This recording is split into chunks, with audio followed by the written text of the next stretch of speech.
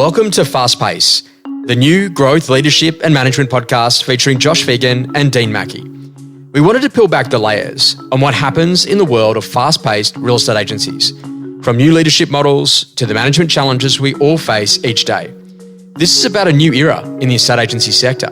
Rapid changes to business models, service lines, remuneration and growth present the greatest opportunities that we've ever seen. Sit back, get inspired, grow your skills and reimagine what's possible with Fast Pace. Every Friday, wherever you get your podcasts, on Spotify, Apple Podcasts and Josh Phegan Digital. Dean, one of the greatest challenges that I ever see with people is that sometimes they forget the advantage of their business model. When you're in a position that you're like a little small business, geez, you can move things on a dial. When all of a sudden you become a big business, it's much harder to turn that particular ship when all of a sudden there's changes because there's technology and people and layers and infrastructure that literally all needs to be thought about to go and make it happen. You've got to know what your business model is. And Dean, I think about my dad these days.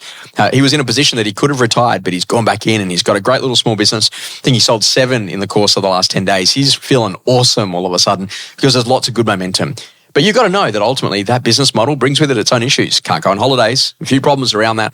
All of a sudden there's a challenge. If it's not winning, then who do you have around you that actually is winning? So Dean, every business model has got its own challenges. The greatest issue with life is that sometimes we look at someone else's business model and we think their model must be awesome, but we actually don't see all the challenges that might actually come with it. How important is it for someone to choose their business model and to realize the issues and the challenges that come with that business model so they can feel either really confident about it, but know what to do to amplify their strengths and to build further strengths to leverage them inside of that model? Yeah, thanks, Josh. I think it's really important to understand where you're at. But, you know, sometimes in our industry, people just happen to be where they are because that's where they are. They don't really have much other choice. And I think our industry has held on to a long-standing business model for quite some time, you know, in terms of it's quite independent, quite silo-based. It's quite, you know, many people are in competition with each other. You know, you've got typically a good agent who suddenly becomes a business owner. And, you know, we've got a process we all follow for sales. Some do it better than others. But ultimately, the business model's probably been a bit stuck and hasn't been that adaptable and open to change. But I do think that's radically changing now. And there has been some rapid adjustments to what's going on. And we're in a really dynamic time for the real estate industry. And I think that's been you know, exacerbated and amplified by technology and data and consumer expectations around the service they experience and the fact that our industry's probably had a lot of friction points in it for so long that, you know, we've just accepted as being that's the way it is. You know, we've accepted for some people who are solo operators that, you know, you're gonna work the 90 hours a week. You know, you're not going to take a wage. You know, you're going to worry about all the little things, and you're just going to do everything you can to make it all work. And I think that's been, you know, by and large, a successful model to a point, but I think it's getting increasingly harder to run that sort of business longer term. And, you know, I also see that when the markets are respectfully easy, where there's a lot more buyers than you've got sellers and properties are just flying out the door, that's when these other business models start to emerge again and people find them attractive, but then they want to come back to some tried and tested business models or business models that are actually doing something. So I've got a situation where I had people that would say, hey, I've just had this person come to me and they've told me that I can get 100% of my commissions. I say, yeah, okay, great, no problems. But did they also mention to you that you get 100% of the expenses? What do you mean? Well, they said I can just work from my home. Great. And how are you going to have staff? And what's that going to look like to scale? And how will you have a holiday? Yeah, but I get 100% of my commissions. And the interesting thing is that what I've then taught them later on is holiday leave, having other people around you, being in a position you got to pay all the expenses. If you're getting a 50% cut or more, you're probably in a position that you're doing much better than what a lot of the business owners are because of the operational expenses around it. Josh, it's getting increasingly harder and harder for small businesses and even medium-sized businesses to actually make money out of real estate because, you know, like you just said, commission rates often going down, agent commissions are going up, and there's a whole range of additional costs that are going into us. You know, all these bits of technology these days are all come with subscription fees and all the stuff that goes with it, rent's increasing, etc. And if you looked at, you know, if you had $1 and where it all has to go, there's not much left at the end of the day. So I think that people like Macquarie Bank have been telling the industry for 10 years or more that we need to get access to scale. We need to think about how we're going to solve the friction points in the business model. How do we reduce our overheads and our costs at a time when they're going up? And how do you get access to additional revenue streams? But equally, how do you generate leads in an intelligent way so that you got a higher level of productivity? So it's about reducing costs cost of production, right? Yeah. All of that, right? So I think that because our industry, though, has been quite fragmented and silo-based, it's been really hard to get to that. But I do think it's changing. And I think, but you know what? With that said, I think if you're clear about your business model, there are some key advantages to each of them, right? So if you're like a solo operator who happens to be an agent in a business, for example, running your own thing, then you've got a high degree of flexibility, right? You've got relatively high commission, with not a lot of overheads. You just come in and use all the infrastructure, for example, and you can sort of pick up and move and do whatever you want, whenever you want it. And so I think that, if that's what you're after and that's the flexibility you're after, you can probably make good coin and not stress too much and just run along. Then that's probably okay if that's what you're after. I think then if you step it along and you start then thinking about what are some of the other models, if you're an agent in a team or an agent in a business and you want to grow a team, things change again, and all of a sudden you have to start to employ people. But you get the benefits are that you've got a shared workload. You can holiday coverage. You can probably sort of stick to your swim lane a little bit more, do the stuff that you want to do. Maybe someone else to do a bit of admin or a bit of prospecting or whatever it is. Price point specialization, type of properties. Yeah, you can probably cover a wider part of the market because you're no longer just listing and selling on your own. So as long as your revenue is as you're taking on those costs and your profitability goes up, ahead of your costs, then you can actually do quite well in that as well.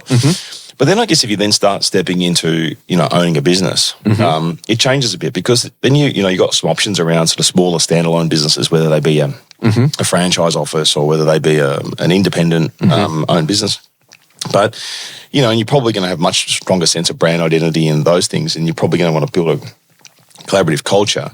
And you have greater control over operations, but then you've really got to deal with the overheads, right? And how you're going to stay ahead of the curve as to what the customers are expecting. So I think that up until now, our industry's been able to have that sort of model and get away with it. But I think we're moving away from that, and there's a lot more thought around how we get access to a sense of a network or a sense of scale or a sense of ability to solve some of the bigger problems that you wouldn't be able to afford to do or pay to do as a smaller independent. And so then that model comes along. You say, well, what are the benefits of that? Well, you start then being able to employ people to do specialist jobs.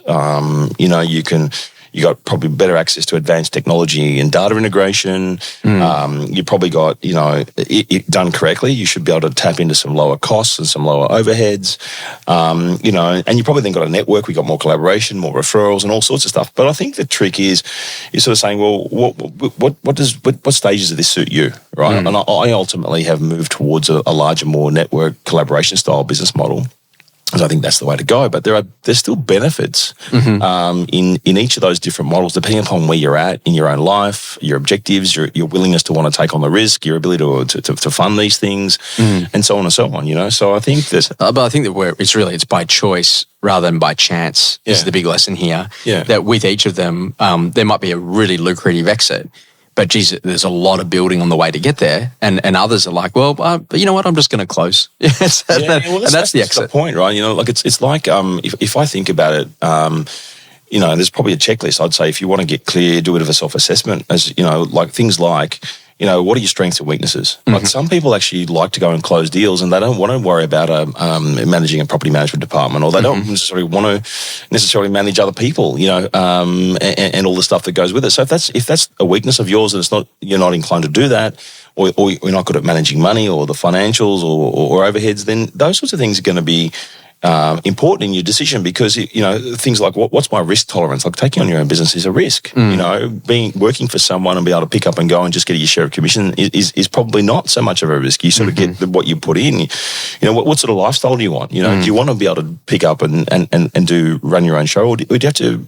Owning a business means you're on 24/7. Unfortunately, I mean, which way you look at it, whether you're on holidays or you're not, there's always something to worry about, right? So you got to be thinking about, do you care about emerging trends? Do you want to let someone else worry about it? Like there's so many things that you have to consider around startup capital and understanding how you're going to really make money on revenue projections, and so on. So I think that if you were to sit here today and go, well, what's the right thing for me? I think it comes down to your own personal situation and what your goals are. How important is it to investigate a business model to really understand it, as opposed to having some bias?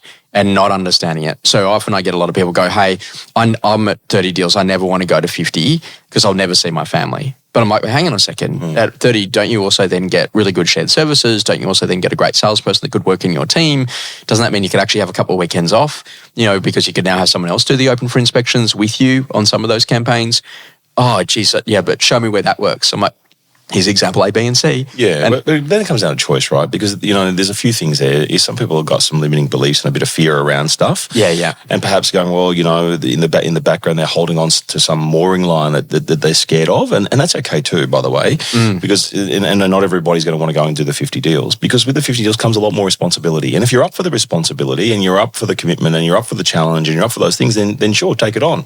But I think that being aware of really what's important to you is quite crucial when you're making those decisions. And you are right, you need to investigate it because, I often have people say to me, oh, well, when I have this, then I'll do that. And it's like, well, no, hold on, let's actually fast forward. If you want to do those 50 deals, what's going to need to be the same and what's going to need to be different for both you, the team, your infrastructure, your resources. Let's actually map that out. Now, if we get clear about that's possible, why don't we make the shift to that now? But if it's not possible, it's not something that you really want to do, then let's keep doing the 30. It's okay too. I see a new keynote coming on for you. So what are you up for? It's going to be awesome.